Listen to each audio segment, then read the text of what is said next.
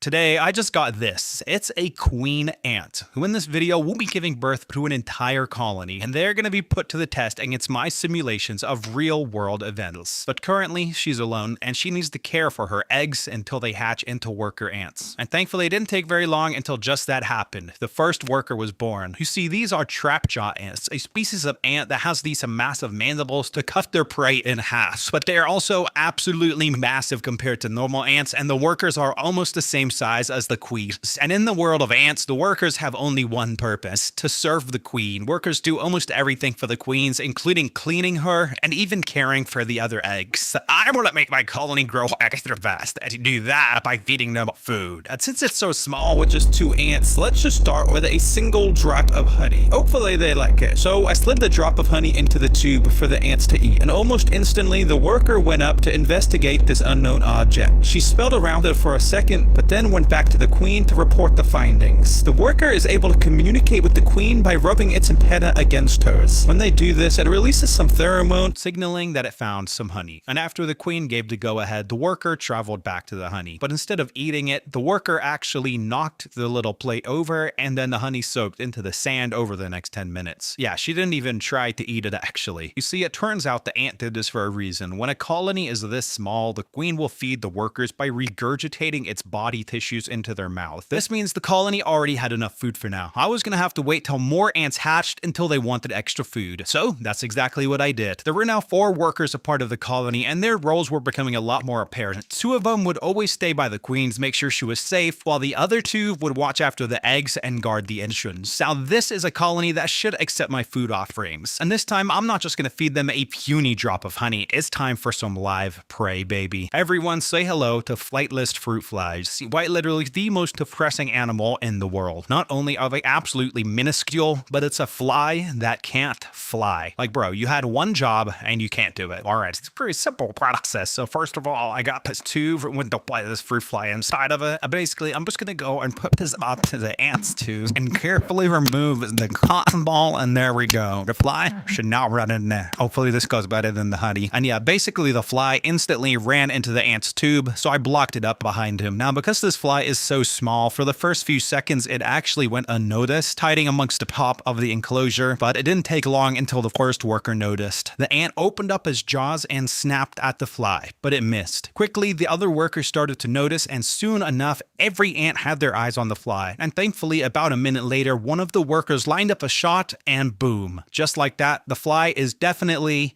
not alive anymore, and the fly slowly got taken to the back of the tube to be stored as food for later. Since the colony now had a bit of food, I let them grow even more, and oh boy was the tube starting to get crowded now, with 3 more workers and 1 more about to hatch. And while this is great for my colony, as you can tell, the tube is getting extremely cramped. Some of the ants can't even walk around, so I'm at to move these guys into a new home. But here on the Terra channel, we're not just gonna go online and buy an ant nest. Oh no, no, no. What I did instead is take out a brick, which I'm gonna turn into an ant nest. Yeah, I'm not kidding. Basically, I just started using a hammer and chisel to carve out this little nest design I drew on the brick. You see, ant colonies usually like to have multiple of these little tight crevice areas in their nest, because it lets them store different things like eggs, food, and trash in each one. After I finished carving, I gave the whole thing a nice blue paint job, and finally I covered it with a clear acrylic sheet. And the best part is this little hole I made right here, which you're gonna go and squeeze water down into their sponge. And this will just make the humidity across the whole enclosure correct, because apparently ants like wetness. Well anyways, here is the beautiful Terra green ant nest, which is now ready for the trapjaw ants. Using some tubing, I put one end of it onto the nest and the other end onto the tube. And almost instantly, one of the workers took an interest and decided to walk down the tube. It had no idea where it led, but it took the brave decision to explore. But as we know, it led straight to the new nest. The worker looked super excited and explored all around the new place. It was the perfect place for the colony to move to. So she traveled out of the nest and went straight up to the queen to report its findings. Alright, now that the ants know about the new nest, in order for them to move in, I can make this one super appealing so then they all want to come over. And I've got a couple things I'm going to do, but first of all, I've got a tube of sugar water, which I'm just going to go and plug into the side of the nest like that. And then I'm going to replace this clear acrylic sheet for now with this little red acrylic sheet. You see, ants like their nest to be very dark inside, so I'm using this red acrylic because it blocks out pretty